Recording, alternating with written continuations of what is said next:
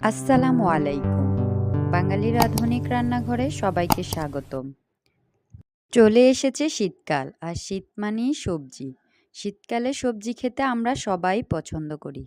আজকে আপনাদের তৈরি করে দেখাবো বেগুন আর আলু দিয়ে রুই মাছের ঝোল রান্না। খুব বেসিক একটি রান্না।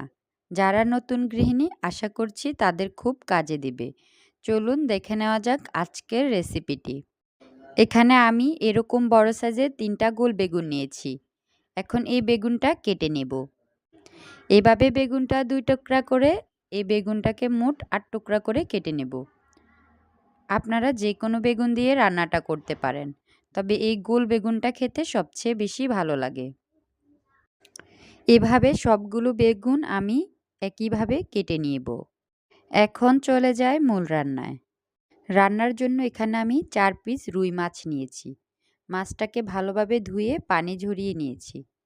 এখন দিয়ে দিব ১ চা চামচের মতো লবণ, দিয়ে দিব ১ চা চামচের মতো হলুদ গুঁড়া। এখন লবণ ও হলুদটা ভালোভাবে মাছের সাথে মিশিয়ে নেব। চুলায় একটা প্যান বসিয়ে দিয়ে দিলাম ৩ টেবিল চামচের মতো সয়াবিন তেল। তেলটা গরম হয়ে আসলে এখন দিয়ে দিব মাছগুলো। মাছটা আমি তেলের মধ্যে দিয়ে দিচ্ছি। রান্নার জন্য মাছগুলো একদম কড়া করে ভাজবো না, হালকা করে ভেজে নেব। মাছের একটা সাইড ১ মিনিটের মতো ভেজে অন্য সাইডটা উল্টে দেব। মাছের অন্য সাইডটাও আমি ১ মিনিটের মতো ভেজে নিয়েছি। এখন মাছগুলো উঠিয়ে রেখে দেব। রান্নার জন্য চুলায় একটা প্যান বসিয়ে দিয়েছি। দিয়ে দিয়েছি ২ টেবিল চামচের মতো সয়াবিন তেল।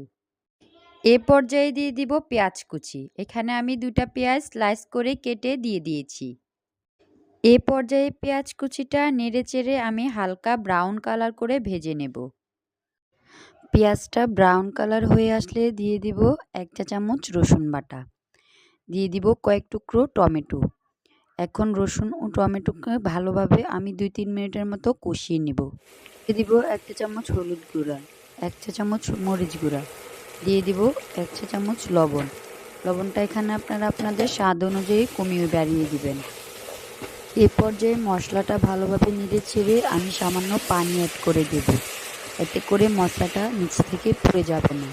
মশলাটা ভালোভাবে কষানো হয়ে গেলে আমি কেটে রাখা আলুগুলো অ্যাড করে দেব। আলুগুলো ভালোভাবে নেড়ে চেড়ে আমি মিশিয়ে নেব। এখন ঢাকনা দিয়ে ঢেকে ৪ থেকে ৫ মিনিটের মতো কষিয়ে নেব। ফিরে এলাম ৫ মিনিট পর। ঢাকনা সরিয়ে আবারও নেড়ে চেড়ে মিশিয়ে নেব। এ পর্যায়ে আমি কেটে রাখা বেগুনগুলো অ্যাড করে দিচ্ছি।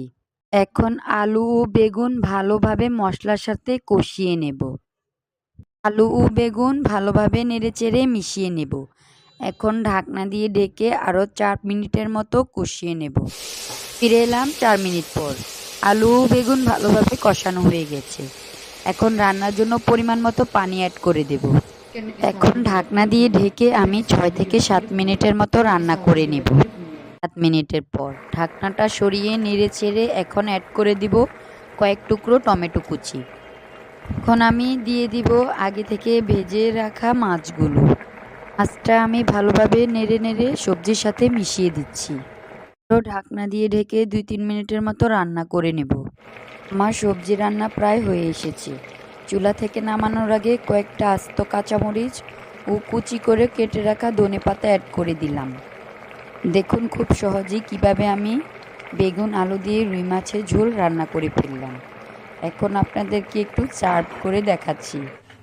আমার এই রেসিপিটি যদি ভালো লাগে, প্লিজ অবশ্যই বাসায় একবার হলেও ট্রাই করে দেখবেন।